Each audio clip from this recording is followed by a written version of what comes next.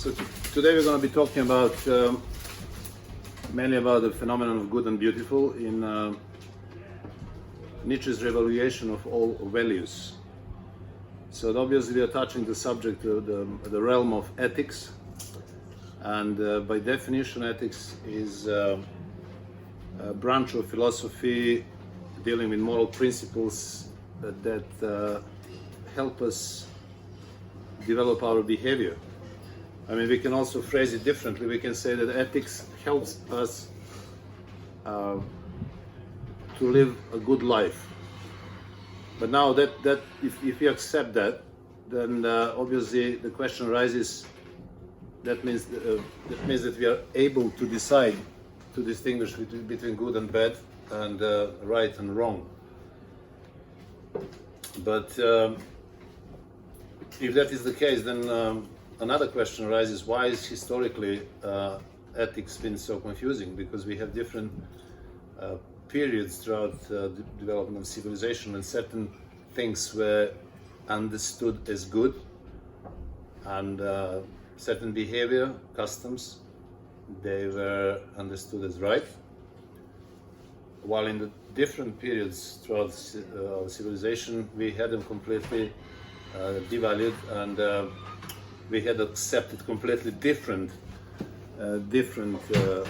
system of values and different ethics. So vertically through time that's the case, also horizontally through different cultures we have different views on evaluation of good and bad, right and wrong,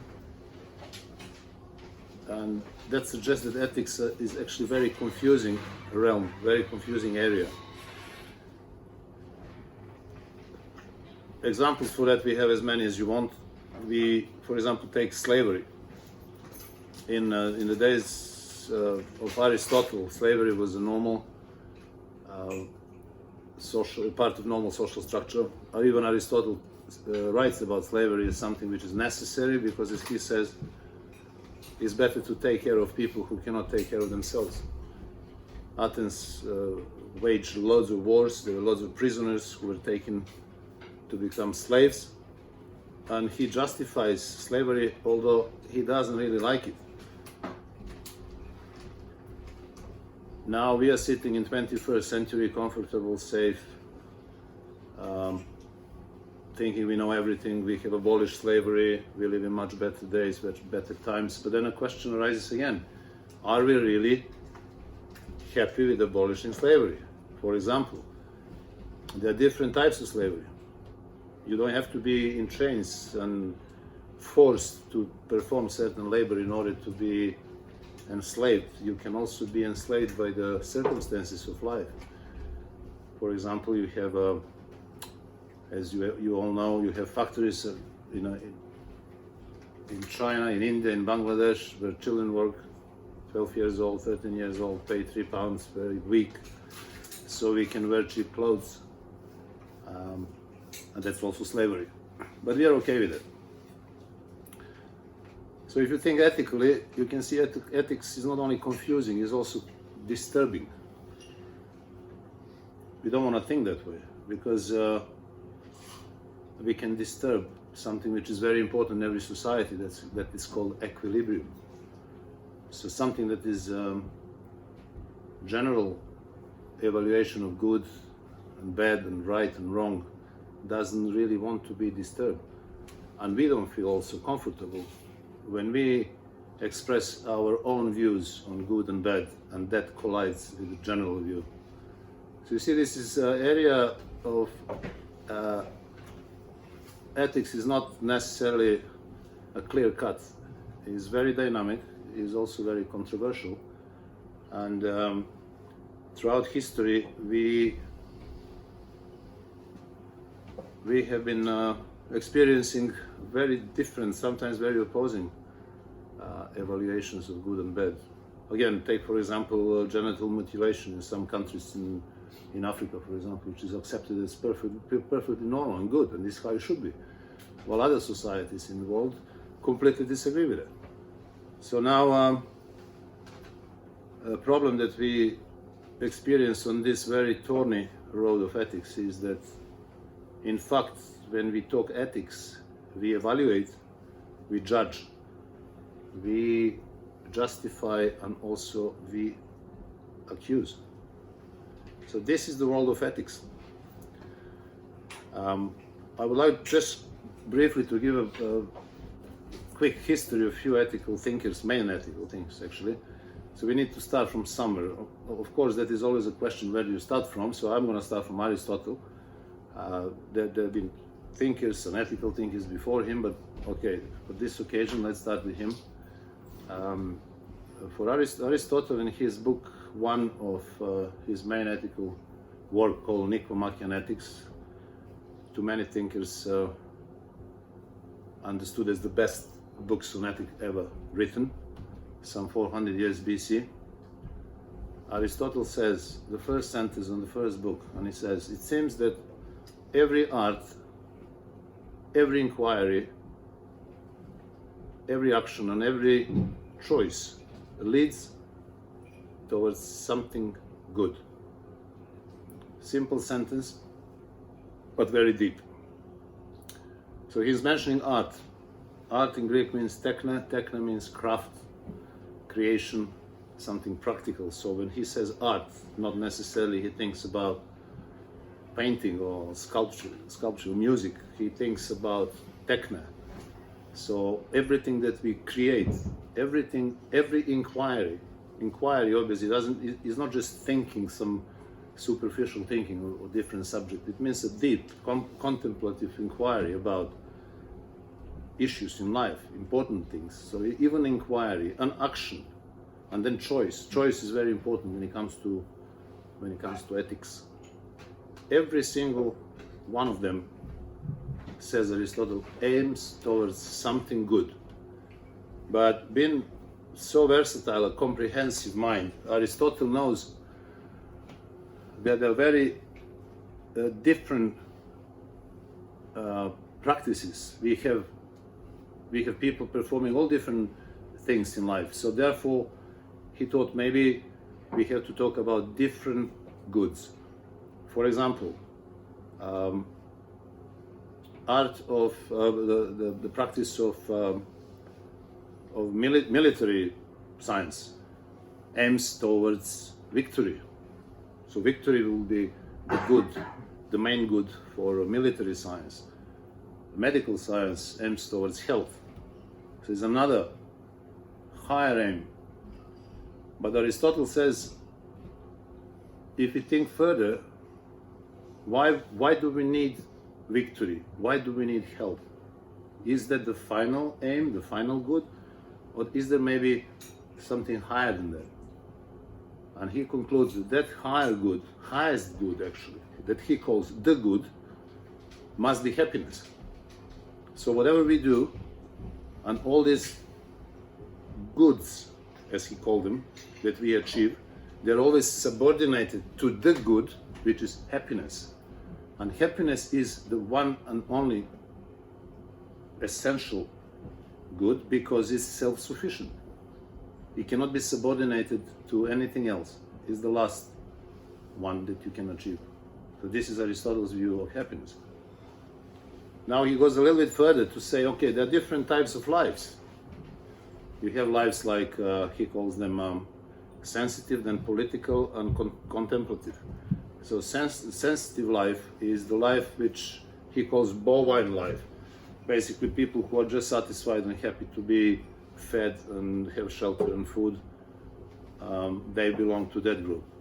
Political life is life in which people aim for honor. They need to be honored, recognized by other people. Problem with that, Aristotle says that the possessor of the good is not the individual who is active subject, but is actually other people, society. And now he finds a solution in that contemplative life as the third and, according to him, highest level of life, in which the subject, the active subject who is doing good, finds satisfaction in himself. He doesn't need to be evaluated by others or by society. And these are philosophers, according to him. So after Aristotle, we enter into another quite long period of moral evaluation, which is obviously called Christian morality, in which the good was decided by external, by divine, by otherworldly deity, and that morality is obviously ossified, traditional, universal, final, perfect, doesn't need any unquestionable. It doesn't allow for imagination, for change. And Nietzsche sees that as a big problem.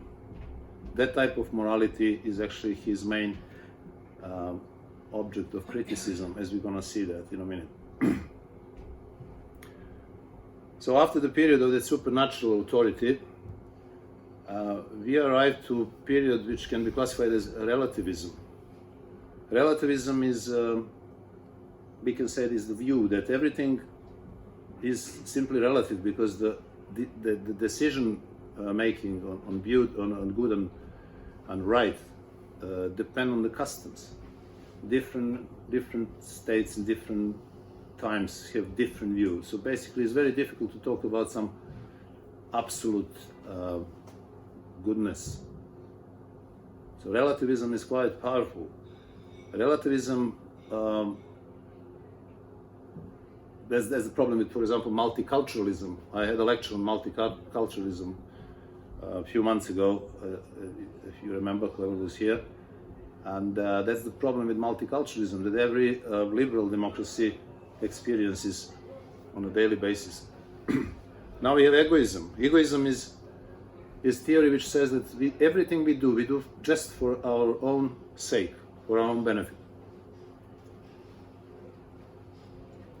So only our needs and our pleasures matter. Other people don't matter. Compassion is just non-existent. Egoism goes into evolutionary theory. Evolutionary theory suggests that the genes decide about our social development, and the genes are the ones which will decide which way we are going to go. If you've read Dawkins' Selfish Gene, he explains that beautifully, regardless of was he right or not. But this is the view which obviously determines everything genetically. So in a way, we don't have much choice. We are what we are. And we are just following our genetic blueprint, evolutionary theory. After that, we have determinism, which is obviously close to evolutionary theory, utilitarianism, and then we have pessimism. Before we enter Nietzsche's view on good and beautiful, I will just remind you to a few other views, like Hume, for example. We can't forget Hume, because for Hume, you can't talk ethics unless you consider our sensuality, passions. Our passions decide our reasoning. So reason can only be the servant of the passion. Completely opposite to Hume, Kant sees reason as the only capable of deciding what is good for us and what is not. So he wants to make science out of ethics. Ethics has to be decided purely on the basis of reason, never passions. Because Kant says, how can we decide about something if today I am in good mood and tomorrow I'm not in good mood, or my hormones are throwing me in different directions. So depending on my emotional state, I will be changing my ethical evaluation almost on a daily basis. This is unacceptable. So he wants to make something universal. And hence his categorical imperative, which is a universal law, which states act in a sense that your actions can be taken as universal principles. So basically act as you want anybody else to act. And only rational beings can follow that. Then we have to mention obviously John Rawls, again, very interesting thinker. In 1970 he writes the book called The Theory of Justice, political philosopher. And he comes up with a very interesting idea, which is called the veil of ignorance. suggesting that people involved in political decisions have to be completely unbiased. And that cannot be if you are not detached from particulars, cultural particulars, like, for example, race, nationality, religion, gender. So in his thought experiment, he wants political representatives to be covered with a veil of ignorance. You don't know who you are, and you decide for the best you can for the community which is in question. So we see that unbiased making decision is very important. So on one side you have reason only, Kant, then you have passions, then you have Aristotle, you have Schopenhauer, his pessimism, and again we go back to the beginning when I said that ethics can be very confusing and very disturbing.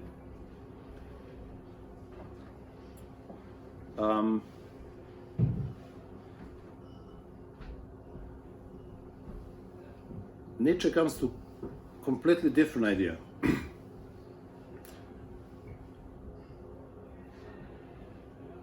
For Nietzsche, nothing in his nature is neither good or bad. Nature is simply valueless. And we are the ones who introduce values into nature. We make nature perfect because we inject perfection into nature. There is nothing perfect in nature. There is nothing good, nor even beautiful. So how do we decide what is good and what is not? Nietzsche has in front of him two major moral systems. One is Christianity and another one is Schopenhauer's pessimism. Now, Christianity promises a good life as long as you're following the creed, as long as you're following the rules of the game, the moral game. Christianity is concerned about everybody. It's an egalitarian moral approach. Schopenhauer says that the moral meaning of the world is that life is not worth living. His pessimistic, I call it nihilistic as well, philosophy, moral teaching, is that the worst thing that has happened to us is that we are here. And the best thing that can happen to us is that we die as soon as possible. Because of suffering. So for Christianity and for Schopenhauer, suffering is seen as an obstacle which cannot be overcome. The only way fighting the suffering is to avoid it. Avoiding suffering, meaning avoiding desires, meaning repudiating life. Because repudiation of desires, according to Schopenhauer, is nothing else but repudiation of life.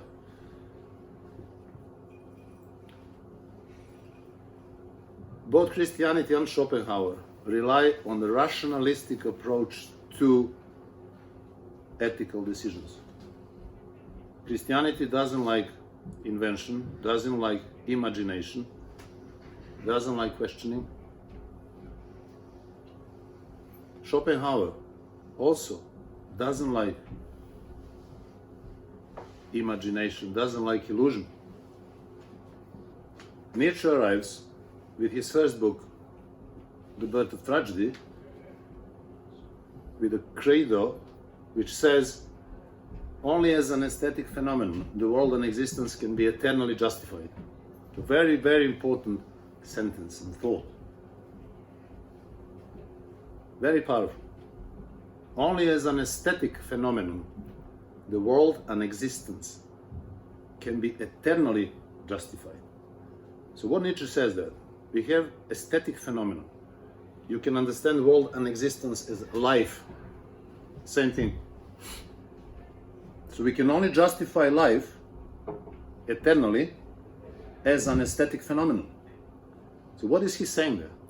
He has moralities in front of him, as he calls them, moralities of Christianity and Schopenhauer.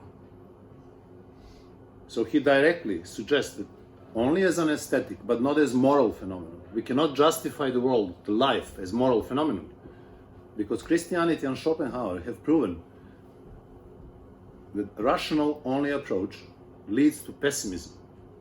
Nietzsche agrees with that. Therefore, he is avoiding rational only approach, and he is introducing aesthetic evaluation. Hence, only as an aesthetic phenomenon that life can be justified. And through his philosophizing in The Birth of Tragedy, in which he introduces Dionysian and Apollonian elements or arts, he is bringing us to the salvation that we can achieve through Attic tragedy and understand life as worth living or justifying life. That's the only way. Now we have an aesthetic phenomenon. Philosophers like Julian Young, for example, criticize Nietzsche in his book written in 1972 called Nietzsche and Philosophy of Art. He criticized Nietzsche that Nietzsche failed with The Birth of Tragedy to justify life. And actually that because of that, Nietzsche's first book, The Birth of Tragedy, is a pessimistic book. The main reason for his failure, Young says, is because Nietzsche has to implement illusion. Without illusion, he cannot justify life. An implementation of illusion renders his justification pessimistic. So Young's approach is that only as epistemically warranted life can be justified. Epistemically warranted means only justified on the rational basis, not aesthetic. I've argued against his view in my dissertation heavily and proven that actually he was wrong, because Nietzsche writes about pre-Socratic period in The Birth of Tragedy, during which illusion wasn't understood as failure. Illusion was necessary. Pre-Socratic Greeks needed art, needed mythology, created gods in order to live. In order to live, they created their gods.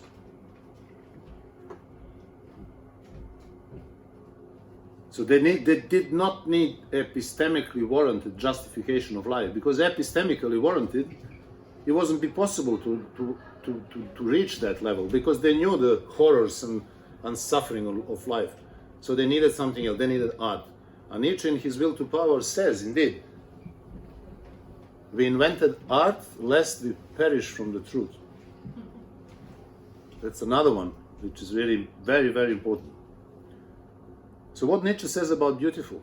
He says that nature is completely valueless, therefore there is nothing good in nature. We implement goodness, we humans, we decide. This is why it was relative, and this was confusing. Depending on period of our development throughout civilization, we change those views. So nothing is absolute there. When it comes to beautiful, Nietzsche says the same thing. Nothing in itself is beautiful. Nothing. We implement beauty. Beauty is subjective. It's not objective. It's not in the object. It's in the subject. Picasso says the same thing. He says, my paintings will last as long as there is the last eye to see them and see them as beautiful. They're not beautiful. You create beauty. So it's purely subjective. It's not objective. So what is objective? What is the problem with something being objective? Problem in being objective is typical problem of rationalism, of theory that Jung wants to introduce. If something is objective, if it's rationalistic, tendency of being objective is tendency to be universal. But if something is universal, that means that applies to everyone, exclusively to everyone. We know that Nietzsche is not an egalitarian philosopher. as Aristotle wasn't, Nietzsche is not. He's not talking about everyone. He's talking about people who are capable of creating beautiful, the beautiful. Everybody is capable of creating beautiful, says Schopenhauer. Some less, some more. This is why when you see paintings, not everybody, if beauty was objective, then everybody saw it as beautiful, with the same intensity and the same passion. But we do not. Some people just walk through, they don't even pay attention to painting or a sculpture. Some people pay a little bit of attention, some people stop there and just get fascinated. And this is exactly that part of aesthetics which belongs to Schopenhauer, which I really love, and I think is probably one of the best philosophy of art. And this is that the genius exists in every single one of us, but in different amounts. Genius exists in every one of us. Nietzsche wants that subjective understanding of beautiful expression, sensation, or even more important, creation. So Nietzsche sees beautiful as non-existing. He sees good as non-existing. So how come now that Nietzsche wants to give us ethical evaluation through aesthetic means? How is that possible? How can we evaluate ethically using our aesthetic understanding of the world, or aesthetic evaluation? And the answer is exactly in the first book, The Birth of Tragedy. The answer lies there. Because by understanding the world and justifying the world as an aesthetic phenomenon, what do? We justify the world. World justify is a normative world, is a normative expression. We justify, we say it's worth living, meaning it's good. So how do we do this? We do this through the tragic illusion achieved exclusively in the Attic tragedy. I don't want to go there now because it's a subject on its own. Already most of the things I've said, they're quite pregnant with meaning. And I'm just going to give you another sentence. I'm going to read you something. This is his quote from Twilight of Idols. He says, "What does all art do? Does it not praise? Does it not glorify? Does it not select? Does it not highlight? By doing this, it strengthens or weakens certain evaluations." So I would stop here, and I would continue obviously discussing these things with you, because I think I've dropped too many questions there, potential kinetic ones. So yeah, it's your turn now. Thank you.